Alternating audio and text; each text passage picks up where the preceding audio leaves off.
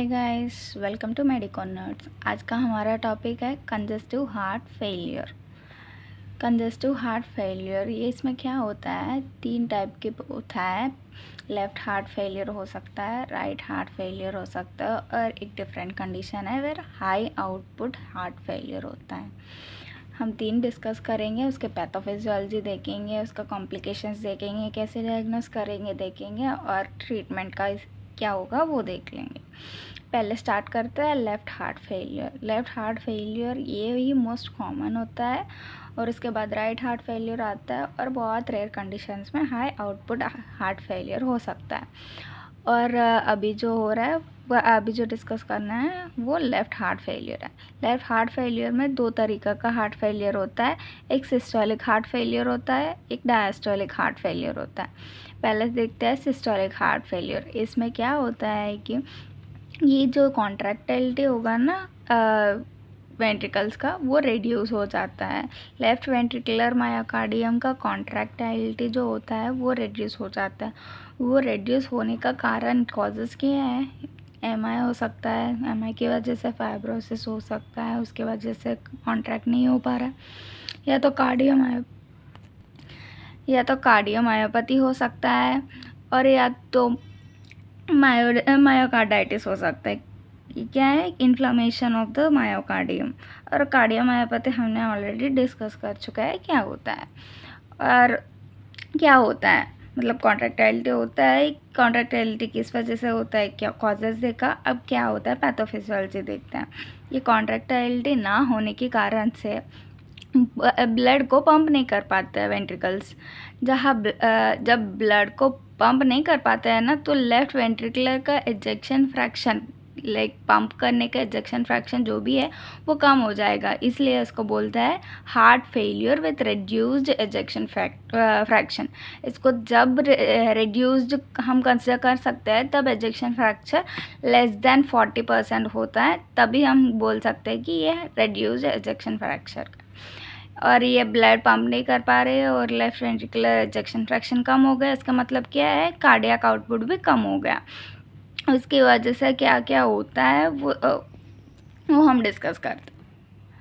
पहले अभी ये कार्डियक आउटपुट रिड्यूस हो गया है। पहले कॉम्प्लिकेशन से पहले इस डायस्टोलिक हार्ट फेलियर का भी देख लेते हैं एक बार। लेफ़्ट हार्ट फेलियर में दूसरी क्या आता है, इसमें क्या होता है कि जो इधर ना कॉन्ट्रैक्टाइलिटी रिड्यूस हो जाता है, इधर ना आफ्टर लोड जो भी होता है ना वो इंक्रीज़ हो जाता है। वो उसका कॉजेज़ हम क्रोनिक हाइपरटेंशन हो सकता है, या तो आयोटिक स्टेनोसिस हो सकता है। इसकी वजह से ना आफ्टर लोड जो भी है वो बढ़ जाता है। वो आफ्टर लोड बढ़ने की वजह से ये वेंट्रिकल का हाइपरट्रॉफी हो जाता है। तो हाइपरट्रॉफी वेंट्रिकल्स को देखने को मिलता है। इधर ना डायलेटेड वेंट्रिकल्स को देखने को मिलता है, और इधर हाइपरट्रॉफी वेंट्रिकल्स। और जो भी हाइपरट्रॉफी वेंट्रिकल्स होता है, इसकी वजह से ना वेंट्रिकुलर स्पेस कम हो जाते हैं। ताकि ऐसे 2 वेंट्रिकल्स हैं तो हाइपरट्रॉफी हो रहा है। उसका मतलब क्या है, इधर बीच में जो भी सेप्टल का हाइपरट्रॉफी होता है ना, उसकी वजह से वेंट्रिकुलर कम हो जाएगा, और ये हाइपरट्रॉफी इधर सेप्टल का हाइपरट्रॉफी बढ़ता जाएगा। इसके वजह से ना ये वेंट्रिकुलर स्पेस जो भी है वो कम हो जाएगा। वेंट्रिकुलर स्पेस कम हो गया, इसका मतलब क्या है, फीलिंग कम हो गया। फीलिंग कम हो गया तो आउटपुट कम हो गया, इधर भी कार्डियक आउटपुट कम हो जाएगा। और इधर ना ये इसको कॉन्ट्रैक्शन या एजेक्शन फ्रैक्चर में कुछ भी प्रॉब्लम नहीं है, तो इसको बोल सकते हैं हम heart failure with preserved ejection fracture. इसमें ये क्या है, maximum ejection fracture greater than 40% होना चाहिए, तभी हम बोल सकते हैं प्रिजर्व्ड एजेक्शन फ्रैक्चर करके। ये दो डायस्टोल और सिस्टोलिक हार्ट फेलियर का देखा ना, उसका क्या आउटपुट मिला लास्ट में, हमको कार्डियक आउटपुट कम हो रहा है। कार्डियक आउटपुट कम, जैसे कि हमको ये फॉर्मूला पता है, BP is equals to cardiac output into systemic vascular resistance. जैसे कि अब कार्डियक का आउटपुट कम हो रहा है तो बीपी कम हो जाएगा, तो इसका रेस्पॉन्स क्या होगा, इंक्रीज सिस्टमिक वास्कुलर रेसिस्टेंस होगा। और जैसे कि कार्डियक आउटपुट कम हो गया, बीपी कम हो गया, और सिस्टमिक वास्कुलर रेसिस्टेंस बढ़ गया। और जैसे कि ये कार्डियक आउटपुट स्लो हो गया ना, उसके वजह से ये जो बैरो रिसेप्टर्स होता है ना, जो प्रेशर का इंडिकेशन वाला रिसेप्टर्स, जो प्रेशर इंडिकेट करता है, वो रिसेप्टर्स किसको स्टिमुलेट करेगी? सिंपैथेटिक नर्वस सिस्टम को स्टिमुलेट करेगी। ये सिंपैथेटिक नर्वस सिस्टम किसको स्टिमुलेट करेगी? एपिनेफ्रिन और नॉर एपिनेफ्रिन को बढ़ाते हैं। ये जो एपिनेफ्रिन और नॉर एपिनेफ्रिन, इसका क्या काम है? ये ना पहले 2 रिसेप्टर्स के ऊपर ऐड करता है। पहले हमने बीटा 1 रिसेप्टर्स को देखा, तो ये बीटा 1 रिसेप्टर्स हार्ट के ऊपर एक्ट करता है और हार्ट रेट को बढ़ाता है। और अल्फा 1 रिसेप्टर्स ये करता है कि वैस्कुलर कंस्ट्रक्शन कर लेता है। उसके वजह से ना हमको एक तो सिस्टमिक वैस्कुलर रेसिस्टेंस बढ़ जाता है, उसकी वजह से आफ्टरलोड बढ़ जाती है, उसकी वजह से जहाँ इधर डिस्कस किया है हमने, आफ्टरलोड बढ़ने की वजह से हाइपरट्रोफी हो जाता है और वर्सन हो जाता है। ये हाइपरट्रोफी आफ्टरलोड किस चीज़ का? डायस्टोलिक हार्ट फेलियर में देखा ना हमने, तो डायस्टोलिक हार्ट फेलियर को और वर्सन कर देता है। और ऐसे नहीं है कि ये सिस्टोलिक हार्ट फेलियर में नहीं होता है, ये सिस्टमिक हार्ट फेलियर में भी वर्सन हो जाता है। कैसे कि वैस्कुलर रेसिस्टेंस बढ़ गए तो वेन्स और आर्टरीज का कंस्ट्रक्शन हो जाएगा। उसका कंस्ट्रक्शन की वजह से प्रीलोड बढ़ जाएगा। प्रीलोड बढ़ जाएगा मतलब वेंट्रिकुलर डायलेशन हो जाएगा, फिर सिस्टोलिक हार्ट फेलियर को वर्स होते जाएगा। और ये एक साइड का मतलब बैरो रिसेप्टर्स का होने के कारण से ये सब होता है। और दूसरा ये है कि वो किडनीज पे एक्ट कर लेते हैं। ये जैसे कि कार्डियक आउटपुट कम हो जाए, किडनी का एक रेस्पॉन्स स्टिमुलेट करता है जक्स्टाग्लोमुलर सेल्स की उधर से। वो सेल्स क्या करता है? इंक्रीज द रेनिन इंक्रीज करके उसका एंजियोटेंसिन 1 बढ़ जाता है, उसके वजह से एंजियोटेंसिन 2 बढ़ जाता है। ये रेनिन एंजियोटेंसिन जो भी मैकेनिज्म है ना, वो हो जाता है रैस का। और ये एंजियोटेंसिन 2 की वजह से एल्डोस्टेरोन बढ़ जाता है और ADH एंटी डाययूरेटिक हार्मोन बढ़ जाता है। ये एल्डोस्टेरोन और ADH के कारण से ये रीअब्जॉर्प्शन शुरू हो जाता है। उसमें सोडियम और वाटर का रीअब्जॉर्प्शन ज़्यादा हो जाता है किडनी से। ये सोडियम वाटर रीअब्जॉर्प्शन की वजह से वो पूरा वाटर बॉडी में रह जाता है और इसका कारण क्या? इसका वजह से इडिमा हो जाता है। इडिमा का वजह से अगेन वो प्रीलोड बढ़ जाता है। प्रीलोड बढ़ गए तो डायलेट हो जाता है वेंट्रिकल, और वेंट्रिकल डायलेट हो गए तो सिस्टोलिक हार्ट फेलियर हो जाता है। ये और वर्जन कर लेता है ऐसे। और पर इन सब में ये वेजल्स ना, जैसे कि एंजियोटेंसिन एल्डोस्टेरोन को जैसे कर रहे हैं, वैसे ही वैस्कुलर कंस्ट्रक्शन को वेजल्स में भी एक्ट करेगा। इधर SVR बढ़ेगा, कंस्ट्रक्शन बढ़ेगा और आफ्टरलोड बढ़ेगा, हाइपरट्रोफी हो जाएगा और डायस्टोलिक हार्ट फेलियर भी हो जाएगा। जैसे कि इस प्रोसेस में भी एक तो डायस्टोलिक हार्ट फेलियर को वर्स कर रहा है, एक सिस्टोलिक हार्ट फेलियर को वर्स कर रहा है। ये दोनों हम बैरो रिसेप्टर्स के साइड से कैसे वर्स कर रहा है और किडनी की वजह से कैसे वर्स हो रहे हैं कंडीशंस, वो देखा। और एक रेस्पॉन्स ऐसे भी होता है कि जैसे कि कार्डियक आउटपुट कम हो गया है ना, तो हार्ट का एक क्या होता है, स्ट्रेच रिसेप्टर्स को एक्टिवेट हो जाता है। ये स्ट्रेच रिसेप्टर्स क्या करता है, एक अलग सी एट्रियल नाट्रियूरेटिक पेप्टाइड जैसे एक होता है, वो स्टिमुलेट हो जाता है। वो रिलीज होने की वजह से ये क्या करता है, ये ना एंजियोटेंसिन 1 को ब्लॉक कर देता है। तो हमको ये एंजियोटेंसिन कम हो जाएगी तो ये सारा प्रोसेस जो भी है वो कम हो जाएगी। तो हमारे पास कोई ड्रग्स है जो एट्रियल नाट्रियूरेटिक पेप्टाइड को कम करे, प्रोड्यूस करेगी, ताकि ये एंजियोटेंसिन को ब्लॉक करे और ये सब बंद करे। ये बाद में डिस्कस करेंगे हम। और सेकेंड देखते हैं हम right heart failure. Right heart failure में भी सेम डायस्टोलिक और सिस्टोलिक में जैसे कि क्या होता है, हमने देखा कॉन्ट्रैक्टाइलिटी कम हो जाता है। और कॉजेस क्या है, MI हो सकता है, राइट वेंट्रिकुलर MI हो सकता है, और इसकी वजह से डायलेटेड राइट वेंट्रिकुलर देखने को मिलता है। फिर राइट वेंट्रिकल का कार्डियक आउटपुट कम हो जाता है और राइट वेंट्रिकुलर का इजेक्शन फ्रैक्शन भी कम हो जाता है। और डायस्टोलिक में देखा तो हार्ट फेलियर, इसमें वही है, आफ्टरलोड बढ़ जाता है। ये तो राइट हार्ट का जो राइट वेंट्रिकुलर का है वो देखने को, इधर लेफ्ट वेंट्रिकुलर में देखना सेम प्रोसेस होता है, पर राइट साइड का राइट वेंट्रिकुलर में होता रहता है। और डायस्टोलिक हार्ट फेलियर में आफ्टरलोड बढ़ जाता है। इसका कॉज क्या हो सकता है, उधर तो पूरा सिस्टम की वजह से ना, पूरा सिस्टम का क्रॉनिक हाइपरटेंशन और आयोटिक स्टेनोसिस देखा हमने। इधर तो राइट है ना, तो राइट वेंट्रिकुलर से कहा जाता है पल्मोनरी, तो पल्मोनरी और इसकी कॉजेस की वजह से ना राइट का इफेक्ट हो जाता है। तो कॉजेस क्या होता है, इंक्रीज पल्मोनरी हाइपरटेंशन, और इसके वजह से फीलिंग राइट वेंट्रिकुलर का हाइपरट्रोफी हो जाता है। राइट वेंट्रिकुलर के हाइपरट्रोफी की वजह से फीलिंग कम हो जाता है। फीलिंग कम हो गया तो कार्डियक आउटपुट कम हो जाता है। और इधर तो प्रिजर्व्ड एजेक्शन फ्रैक्चर है, क्योंकि जैसे कि हमने देखा इधर कोई एजेक्शन फ्रैक्चर में प्रॉब्लम नहीं है। और इधर दोनों खा भी के सेम ही है, कार्डियक आउटपुट कम हो जाता है। और लास्ट एक देखते हैं हम, वो है हाई आउटपुट हार्ट फेलियर। ये अलग है इन दोनों में, जैसे कि राइट हार्ट फेलियर देखा, लेफ्ट हार्ट फेलियर देखा, दोनों में भी क्या होता है, एंड रिजल्ट में कार्डियक आउटपुट कम हो जाता है। पर ये अलग से डिफरेंट कंडीशन है जिसमें cardiac output high cardiac output heart failure, जिसमें कार्डियक आउटपुट बढ़ जाता है। ये ना लेफ्ट हार्ट में देखने को मिलता है मैक्सिमम। अरे इसमें क्या होता है कि मैसिव वैसोडाइलेशन, ये जो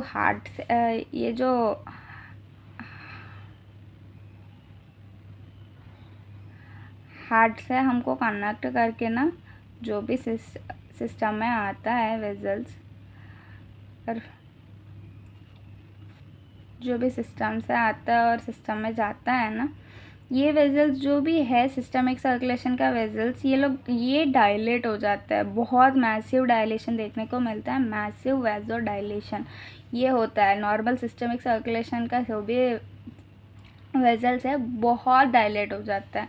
उस कंडीशन में हमको हाई आउटपुट हार्ट फेलियर देखने को मिलता है। उसका कंडीशन कॉजेस क्या है, जैसे कि सेप्सिस हो जाए, और वेरी थायमिन डेफिशिएंसी हो जाए, और थायरोटॉक्सिकोसिस, या तो एवी फिस्टुलास हो जाए, या तो बहुत ही सीवियर एनीमिया। इस कंडीशंस में क्या हो जाता है, ये ना वैसोडाइलेशन बहुत ही ज़्यादा हो जाता है। उसकी वजह से ना बहुत कम हो जाता है क्या, सिस्टमिक वैस्कुलर रेसिस्टेंस कम हो जाता है। जैसे कि हमको पता है BP is equals to cardiac output into systemic vascular resistance. जैसे कि ये कम हो गया, इसका मतलब क्या है, ये भी कम हो जाएगा, बीपी भी कम हो जाएगा। तो इसको इक्वल करने के लिए कार्डियक आउटपुट बढ़ जाएगा। ये होता है इसमें as a BP and systemic vascular resistance बहुत ही कम हो गया है। इसका बैलेंस करने के लिए कार्डियक आउटपुट बढ़ जाता है।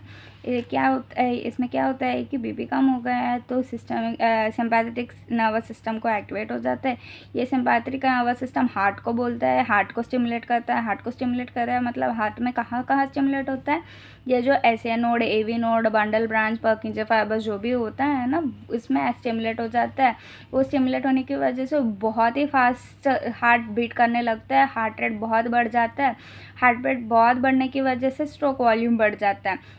ये जितना भी हार्ट रेट बढ़ गया है और स्ट्रोक वॉल्यूम बढ़ गया है, जो भी ये लोग ट्राई कर रहे हैं ना नॉर्मल करने के लिए, जो भी कर रहे हैं, इतनी बड़े वेजल्स को वो कभी नहीं डिमांड्स मीट कर पाएंगे। तो जितना भी करे but not enough cardiac output to meet the demands. तो जितना भी ये हार्ट रेट और स्ट्रोक वॉल्यूम बढ़ जाए, पर कार्डियक आउटपुट को जितना डिमांड इधर है वेजल्स बढ़ने की वजह से, उतना डिमांड तो वो लोग मीट नहीं कर पाएंगे।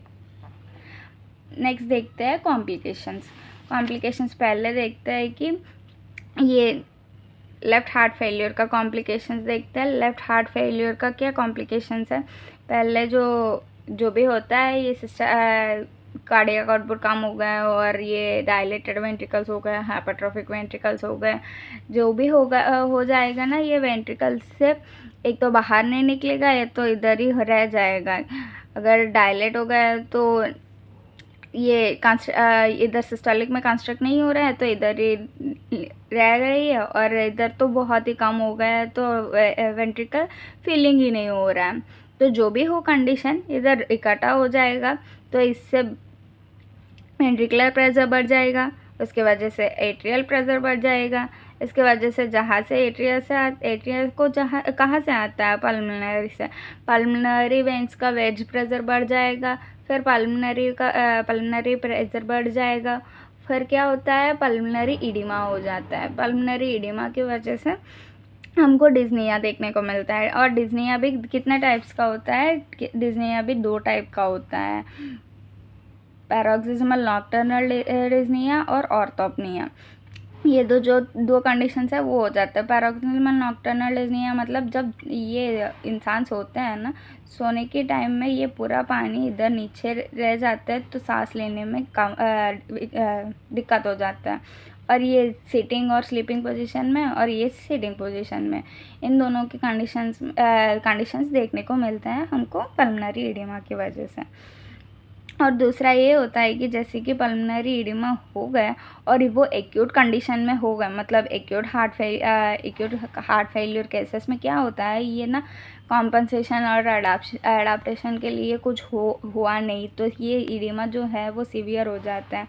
जैसे कि पल्मोनरी एडिमा सीवियर हो गया है ना, वीक्यू मिसमैच हो जाता है, ताकि जितना अमाउंट एयर आ रही है और जितना वेंट्रिकुलर्स ले रही है वो उसका जो भी प्रोपोर्शन होना चाहिए वो मिसमैच हो जाता है। उसकी वजह से ना ऑक्सीजन बहुत कम हो जाता है, लाइक SpO2 कम हो जाता है, फिर हाइपोक्सिक स्टेट आ जाता है। और दूसरा ये है कि रेस्पिरेशन ज़्यादा हो जाता है, क्योंकि बहुत पूरा वाटर से ही भर गया और हाइपोक्सिया कंडीशन हो गया है, तो इसको कॉम्पनसेट करने के लिए रेस्पिरेटरी रेट बढ़ते जाएगा, फिर ब्रीथिंग बढ़ते जाएगा, पर वो सडन एक्यूट कंडीशंस में होने की वजह से ना हमको सीवियर कंडीशंस हो जाता है। और दूसरा कंडीशन है कार्डियोजेनिक शॉक होता है इसमें। ये कार्डियोजेनिक शॉक कॉम्प्लिकेशन ये क्या होता है कि ये जैसे कि MI या एरिथमियास और मेडिसिन सडनली बंद करने की वजह से, ये सारे ट्रिगर्स की वजह से ना ये कार्डियोजेनिक शॉक हो जाता है। इसमें क्या होता है कि जैसे कि कार्डियक आउटपुट कम हो गया है ना, तो सिस्टमिक परफ्यूजन कम हो जाएगा, क्योंकि तो SVR जो है वो बढ़ जाएगा। जैसे कि इधर हमने डिस्कस किया ना, ये कार्डियक आउटपुट और BP कम हो रहे हैं तो SVR बढ़ जाएगा। SVR बढ़ने की वजह से ना ये क्या होता है, सिस्टमिक वैस्कुलर रेसिस्टेंस बढ़ जाता है। उसकी वजह से ना वो हमारी बॉडी में कई सारी जगह में कॉम्प्लिकेशंस बना देता है। जैसे कि एक्सट्रीमिटीज़ में देखा तो ये सिस्टमिक वैस्कुलर रेसिस्टेंस की वजह से ना एक्सट्रीमिटीज़ तक ब्लड आसान से पहुंचता नहीं है, उसकी वजह से वो एक्सट्रीमिटीज़ कोल्ड हो जाता है और पेल हो जाता है और मॉटलिंग हो जाता है। और जैसे कि ब्रेन में देखा तो ब्रेन में एन्सेफेलोपैथी हो जाता है और ट्रांजिएंट इस्केमिक अटैक भी आ सकता है, या CV जो भी है वो आ सकता है। और हार्ट का देखा तो मायोकार्डियम में इफेक्ट हो जाएगा और उधर MI हो जाएगा। और किडनी में देखा तो AKI हो जाएगा, एक्यूट किडनी इंजरी हो जाएगा। और जैसे कि GIT में देखा तो मेसेंट्रिक इस्केमिया हो जाएगा। ऐसे कई सारी जगह कई सारे पूरा बॉडी में सिस्टमिक परफ्यूजन ना होने के कारण से बहुत सारे ऑर्गन्स पे इफेक्ट हो जाएगा ये। वैसे कि इतने सारे इफेक्ट हो रहे हैं, एज द कार्डियक आउटपुट कम हो गया और SpO2 जैसे इधर देखा था वो भी कम हो गया, ऑक्सीजन कम हो गया, तो सेल्स क्या करेंगे, एनाएरोबिक रेस्पिरेशन करने को होगा। तो एनाएरोबिक रेस्पिरेशन का एक वर्स्ट प्रोडक्ट जो भी आता है वो है ना, वो लैक्टिक एसिड है। जो एनाएरोबिक रेस्पिरेशन की वजह से जो लैक्टिक एसिड बढ़ जाता है ना, उसको क्या हो जाता है, वो क्या करता है, pH कम कर देता है। उसकी वजह से हमका बॉडी में एसिडोसिस हो जाता है। ये लेफ्ट हार्ट फेलियर का कॉम्प्लिकेशंस। अब देखते हैं राइट हार्ट फेलियर का कॉम्प्लिकेशंस। राइट हार्ट फेलियर का कॉम्प्लिकेशंस क्या होता है, पहले ये होता है कि सेंट्रल वीनस प्रेशर जो भी है ना, इधर तो हम फॉरवर्ड कर रहे हैं, मतलब लेफ्ट हार्ट से जा रहे हैं तो पीछे गए तो कहाँ इफेक्ट हो रही है, पल्मोनरी, मतलब लेफ्ट वेंट्रिकुलर देखा तो लेफ्ट वेंट्रिकुलर के पीछे पल्मोनरी से आ रहे हैं तो पल्मोनरी में इफेक्ट हो रहे हैं। और इधर राइट वेंट्रिकुलर का देखा तो राइट वेंट्रिकुलर को कहाँ से आ रहे हैं, सेंट्रल वेनस सिस्टम। सो सेंट्रल वेनस सिस्टम में इधर इफेक्ट होगा। तो सेंट्रल वेनस ये इधर जो हार्ट में इधर तो प्रेशर बढ़ रहा है, तो इधर प्रेशर बढ़ रहा है मतलब राइट से राइट एट्रियम में बढ़ेगा, राइट एट्रियम में बढ़ेगा तो राइट एट्रियम को कहाँ से आ रहे हैं, सुपीरियर वेना केवा और इन्फीरियर वेना केवा जो भी है उसमें आएगा। तो ये सारे सिस्टम का इफेक्ट हो जाएगा। इधर देखते हैं कैसे कैसे इफेक्ट होता है। पहले सेंट्रल वेनस प्रेशर बढ़ जाएगा, दो है कहाँ से, सेंट्रल वेनस में सुपीरियर वेना केवा और inferior vena cava. Superior vena cava तो देखा तो ये कहाँ जाता है, जुगुलर वेन का प्रेशर भी बढ़ जाता है, तो क्या हो जाता है, जुगुलर वेन डायलेशन हो जाता है, सॉरी डिस्टेंशन हो जाता है। और ये सुपीरियर वेना केवा का। और इन्फीरियर वेना केवा देखा तो वो इन्फीरियर वेना केवा नीचे जाता है। पहले तो हेपेटिक वेन्स देखा तो हेपेटिक वेन का हमने प्रेशर बढ़ देता है, तो हेपेटिक वेन्स कहाँ से आता है?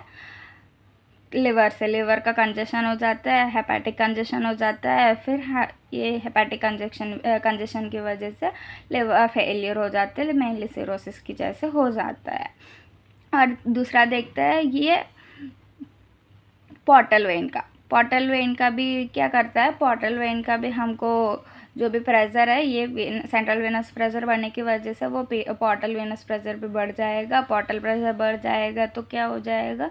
एब्डोमेन में इडिमा हो जाएगा, उसको हम क्या बोलते हैं? एसाइटिस हो जाता है। फिर लास्ट में देखते हैं और नीचे आया था एक्सट्रीमिटिस। एक्सट्रीमिटिस में भी यही वेनस प्रेशर बढ़ने की वजह से हमको क्या देखने को मिलता है? नीचे का पैरों का एडिमा देखने को मिलता है। एक्सट्रीमिटिस का एडिमा देखते हैं, और ये एडिमा जैसे होता है कि पीटिंग एडिमा, जैसे कि हम प्रेस करके 2-3 सेकंड रखा तो वो हमको वो पीठ जैसे दिखता है, क्योंकि वो जो एडिमा है ना, वो वीनस प्रेशर का मतलब वाटर बाहर निकलने की वजह से जो हुआ था, उसकी वजह से हमको पीटिंग एडिमा देखने को मिलता है।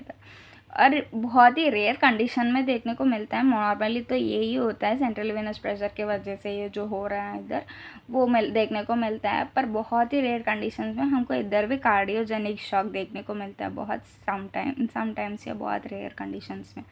इसमें होता क्या है कि जैसे कि सिस्टोलिक टाइप होता है ना राइट हार्ट फेलियर का भी, उस कंडीशंस में हमको कार्डियोजेनिक शॉक देखने को मिलता है। जैसे कि राइट वेंट्रिकुलर डायलेट हो गया बहुत ही ज़्यादा, और ये जो राइट वेंट्रिकुलर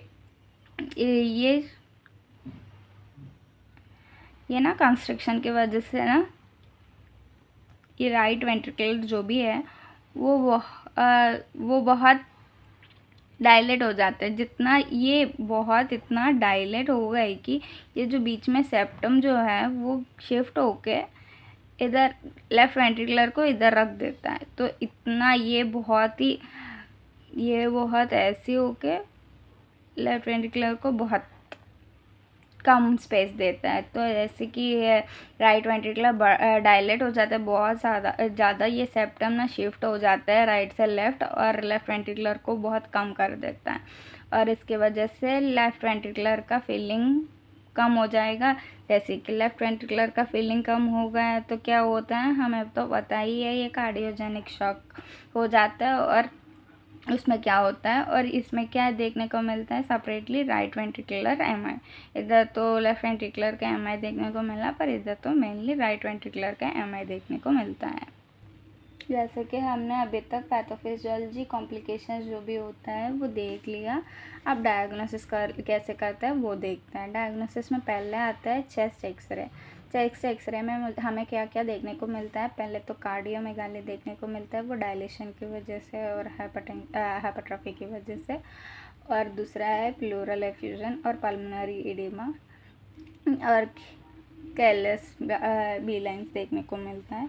और ये सब लेफ्ट हार्ट में मेनली देखने को मिलता है, ये पल्मोनरी एडिमा वगैरह। और उसके बाद ना हम कन्फर्मेटरी ये चेस्ट एक्सरे से कुछ कन्फर्मेशन नहीं होगा। कन्फर्मेटरी के लिए बीएनपी करना पड़ेगा। बीएनपी जो इंक्रीज़ हो जाएगा ना, ये बीएनपी आपको याद है? बीएनपी हमने कहाँ देखा?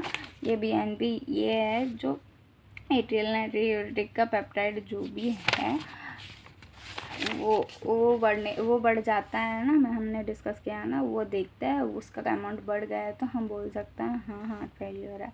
और ईसीजी में हमको कहाँ सिस्टोलिक कहाँ डायस्टोलिक और कैसे हो रहा है, कौन सी साइड हो रहा है, वो सब देखने को मिलता है। और उसके बाद आता है राइट हार्ट कैथेटराइजेशन, जिसमें हमने कैथेटराइजेशन करते हैं जुगुलर वेन से राइट हार्ट में, फिर लेफ्ट हार्ट में। और ये राइट हार्ट में जो हम प्रेशर देखते हैं ना, जैसे कि ये जो पल्मोनरी आर्टरी वगैरह पल्मोनरी वेन्स में जो भी प्रेशर होता है वो देखने को मिलता है। और एलएसी में भी सेम ही है। लेफ्ट हार्ट कैथेटराइजेशन ये दो करने के बाद हमको ये वेज प्रेशर वगैरह देखने को मिल सकता है। और उसके बाद ट्रीटमेंट देखता है। ट्रीटमेंट में क्या आता है? मेनली जैसे कि हमको एसएनएस एक्टिविटी पहले कम करना पड़ेगा। उसको कम करने के लिए कोई भी बीटा ब्लॉकर्स और एसजीएल एंट्री टू देना पड़ेगा। फिर आता है हमको रैश एक्टिविटी कम करना पड़ेगा। उसके लिए ACE1 एआर्ब्स और ये भी वर्क नहीं कर रहा है तो ARNI, ये 3 चीज़ देखना है। फिर ये होने के बाद आता है नाइट्रियोरेटिक्स को इंक्रीज़ करना पड़ेगा क्योंकि एडिमा वगैरह हो जाए।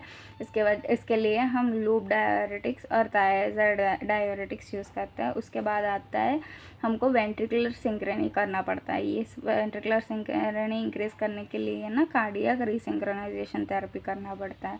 और इसके बाद आता है जैसे हमको वेंट्रिकुलर एरिथमियास को कम करना पड़ेगा। इसके लिए एक डिवाइस है AICD।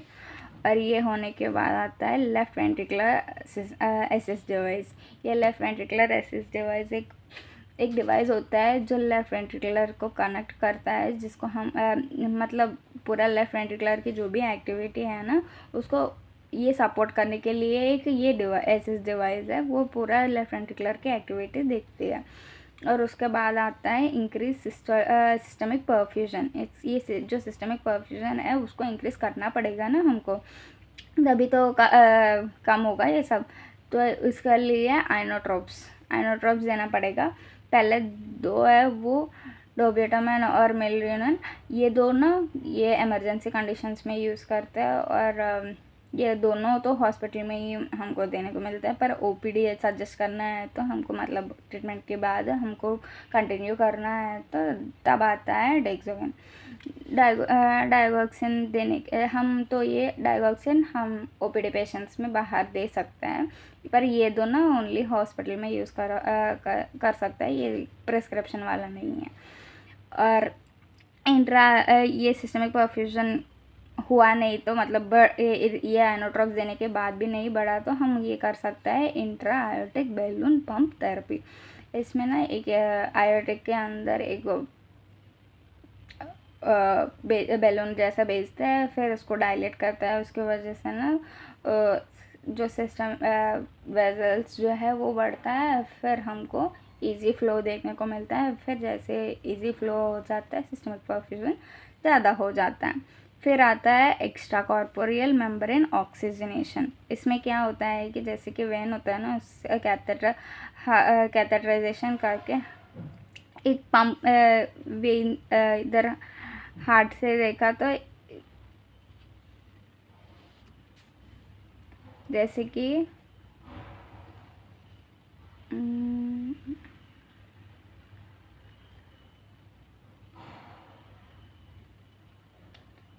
जैसे कि वेन से हम ब्लड लेता है एक कैथेटर के जैसे थ्रू, और एक पंप होता है। ये पंप ना ऑक्सीजनेशन करने के लिए भेजता है। ये जो डिवाइस होता है ये ना ब्लड को ऑक्सीजनेट करता है। जैसे कि हम पल्मोनरी की कॉजेज़ की वजह से SpO2 कम हो गया, वो सब देखा ना, वो सब कम करने के लिए ना एक्स्ट्रा बाहर से ऑक्सीजनेशन देता है। ये जो oxygenation membrane extra corporeal oxygenation membrane, बाहर बॉडी से बाहर एक ऑक्सीजनेशन मेम्ब्रेन होता है, वो है ये। इसके यूज़ से हम ऑक्सीजनेट करता है। फिर ना ऑक्सीजनेटेड ब्लड को हमने आर्टरी से फिर से बॉडी में दे देता है, वो है एक्स्ट्रा कॉर्पोरियल मेम्ब्रेन ऑक्सीजनेशन। फिर आता है पॉजिटिव प्रेशर वेंटिलेशन। ये सब चीज़ की वजह से हमने ट्रीटमेंट ईजी हो सकता है। आज के लिए यही टॉपिक है कंजेस्टिव हार्ट फेलियर। ये पूरा टॉपिक नहीं है, ये जो बेसिक टॉपिक और बेसिक इन्फॉर्मेशन आपको पैथोफिजियोलॉजी, कॉम्प्लिकेशंस और जो भी ट्रीटमेंट मेडिसिन्स और डायग्नोस कैसे करना, डिफ्रेंशिएट कैसे करना, ये जो सिम्टम्स डिफ्रेंशिएशन जो भी होता है ना, वो बेसिक मैं ऊपर से समझाया जितना मुझे। आपको ये समझ आ गए तो एक बार जाके टेक्स्ट बुक में से पढ़ लो। आज के लिए ये टॉपिक है congestive heart failure. Next topic क्या हो सकता है, आपको क्या चाहिए आप बता सकते हैं कमेंट सेक्शन में। और जो भी डाउट्स है या कुछ भी पूछना है वो कमेंट सेक्शन में आप पूछ सकते हैं। और थैंक यू गाइस, फिर मिलता है नेक्स्ट वीडियो में।